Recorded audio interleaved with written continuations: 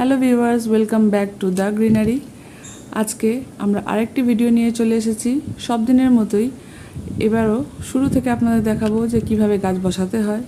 এখানে একটা আমি খালি টব নিয়ে নিয়েছি এবং জল বেরোবার জায়গাটাতে একটা ভাঙা টবের টুকরো রেখে দিয়েছি, যাতে জল দেওয়ার পরও যদি এক্সেস জলটা হয় ওটা অনায়াসে এখান থেকে বেরিয়ে যেতে পারে। বরাবরের মতোই তৈরি করা মাটি এখানে দিয়ে দিয়েছি। আমি এর আগের ভিডিওতে আপনাদের বলেছি যে আমি মাটি সবসময় তৈরি রাখি, তো এখানে আমি কিছুটা মাটি দিয়ে দিলাম টবে। এবার আসি গাছের। আপনারা নিশ্চয়ই দেখে বুঝতে পারছেন এটা কোন গাছ। হ্যাঁ, এটা আমার অত্যন্ত প্রিয় একটি ফলের মধ্যে। সেই গাছটি হলো মালটা গাছ।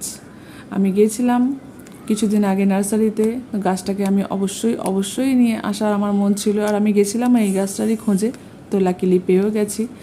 কিছুদিন এটা আমি ঘরের মধ্যে রেখেছিলাম, যেমনটা এর ওয়েদার দরকার হয় তেমনই ওয়েদার আমি ঘরে রেখেছিলাম, যেখানে অল্প রোদ, হাওয়া, বাতাস সবই অ্যাভেলেবেল থাকে, আর আমি অল্প অল্প জলও দিচ্ছিলাম। তো সব দিনের মধ্যে আমি খুব সাবধানে এই যে ওপরের র্যাপটা ছিল ওটা কেটে ফেলেছি, আর এটা অবশ্যই খেয়াল রেখেছি যে এর যে রুটসটা আছে কোনোভাবেই যেন ড্যামেজ না হয়।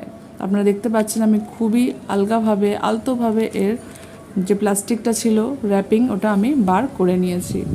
বন্ধুরা, আপনারা দেখতেই পাচ্ছেন এখন বর্ষা চলে এসেছে, কিন্তু কোনোভাবেই প্রপারলি বর্ষাটা এখনও ঢোকেনি। কখনো প্রচণ্ড গরম, কখনো প্রচণ্ড বৃষ্টি, আবার কখনো খুব সুন্দর একটা প্লেজেন্ট ওয়েদার, আবার কখনো খুব বাজেভাবে রোদ বৃষ্টি মিশিয়ে একটা ওয়েদার হচ্ছে। তো সেই বুঝেই আমি যখন দেখলাম যে একটু ভালো রোদ উঠেছে, তখনই এটাকে আমি সিদ্ধান্ত নিলাম যে এটাকে আমি ভালোভাবে টবে সেট করব।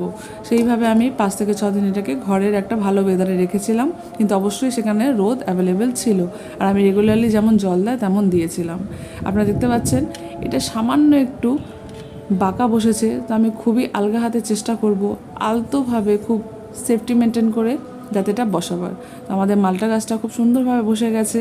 কিছুদিন পর এটার ভিডিও করে আবার আপনাদের দেখাবো যে এটা কতটা বড় হলো।